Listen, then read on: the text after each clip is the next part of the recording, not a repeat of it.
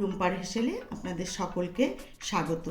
আজ আমি একটি বেগুনের রেসিপি করে দেখাবো। আপনারা তো অনেক রকমভাবে বেগুনের রেসিপি করে খেয়েছেন। আজকে আমি যেভাবে করব সেভাবে অবশ্যই একবার ট্রাই করে দেখবেন।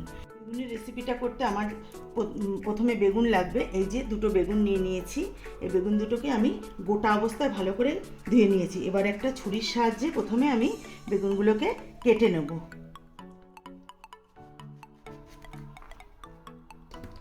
এইভাবে দুই অর্ধেক করে নেব, করে নিয়ে এইভাবে বেগুনগুলোকে আমি কেটে নেব। আপনারা চাইলে আপনাদের মনের মতন শেপ দিয়ে নিতে পারেন। আমি এইভাবেই বেগুনগুলোকে কেটে নিচ্ছি। বেগুনগুলোকে এভাবে কেটে নিয়েছি। এবার আমি সবার প্রথমে বেগুনের মধ্যে সামান্য নুন হলুদ মাখিয়ে নেব। মাখিয়ে নিয়ে তারপরে বেগুনটাকে একটু হালকা তেলের মধ্যে ভেজে নেব। আমি কড়াই বসিয়ে তেল গরম করে নিয়েছি। আর এই রান্নাটা কিন্তু আমি সর্ষের তেলে করছি। আপনারাও সর্ষের তেলেই করবেন। সর্ষের তেলে রান্না করলে যে কোনো রান্নাই খুব স্বাদ হয়। এবার আমি বেগুনগুলোকে হালকা করে ভেজে তুলে নেব। বেগুন আমার ভাজা হয়ে গেছে। এবার বেগুনগুলোকে আমি তুলে নেব। আর এইভাবে বেগুনগুলোকে হালকাভাবে ভেজে নিতে হবে।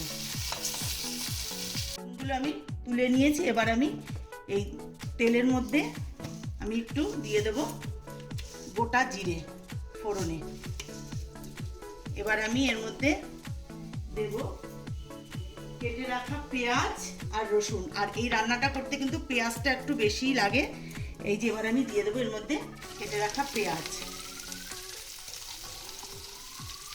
আর দেব রসুন। পেঁয়াজ রসুনটা একটু হালকা ভেজে নেব। তারপরে আমি এর মধ্যে দিয়ে দেব কাঁচা লঙ্কা কুচি। এটা কোনো মশলা দেব না। এই পেঁয়াজ আর রসুন টমেটো এই দিয়েই রান্নাটা হবে। পেঁয়াজ রসুন হালকা ভাজা হয়ে গেছে। এবার আমি এর মধ্যে দিয়ে দেব কাঁচা লঙ্কা কুচি। এই যে আমি 4 থেকে 5টা কাঁচা লঙ্কাকে এইভাবে কুচিয়ে নিয়েছি। এটা খেতে একটু ঝালঝালি হবে, এই জন্য আমি লঙ্কাটা একটু পরিমাণ বেশি দিয়েছি। আপনারা আপনাদের পছন্দ মতন লঙ্কা দেবেন, কারণ ঝাল তো সবাই পছন্দ করে না।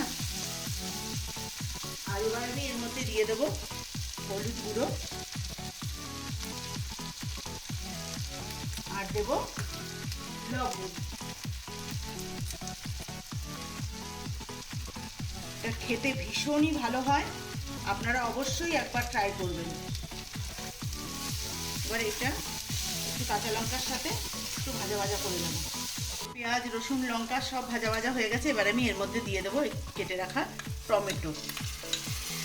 এবার টমেটোর সঙ্গে একটু এগুলোকে পেঁয়াজ রসুনকে একটু কষিয়ে নেব। সব কিছু কষানো আমার হয়ে গেছে।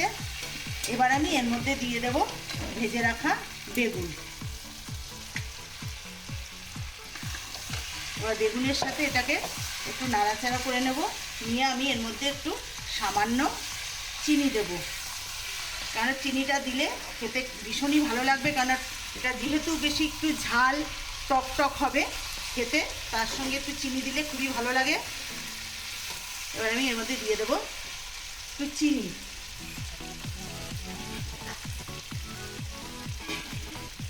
বেশি দেবো না, সামান্য একটু চিনি দেবো।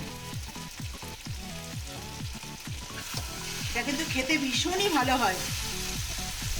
আপনারা অবশ্যই একবার বাড়িতে ট্রাই করবেন। এবার আমি এর মধ্যে ছড়িয়ে দেব ধনে পাতা। এই যে ধনে পাতা দিয়ে এবার আমি এটাকে নামিয়ে নেব। রান্নাটা আমার হয়ে গেছে। এবার আমি এটাকে নামিয়ে নিয়ে আপনাদেরকে দেখাচ্ছি। এটা কিন্তু ভীষণই একটা সিম্পল রান্না, তোমরা যে কেউ বাড়িতে বানিয়ে নিতে পারো। আর আমার এই রেসিপিটি যদি তোমাদের ভালো লেগে থাকে তাহলে লাইক শেয়ার কমেন্টস করো। আমার চ্যানেলটিকে যারা এখনও সাবস্ক্রাইব করোনি তারা অবশ্যই চ্যানেলটিকে সাবস্ক্রাইব করে দিও, ফেসবুকটিকেও ফলো করে দিও। আর ভালো থেকো, সুস্থ থেকো। নমস্কার।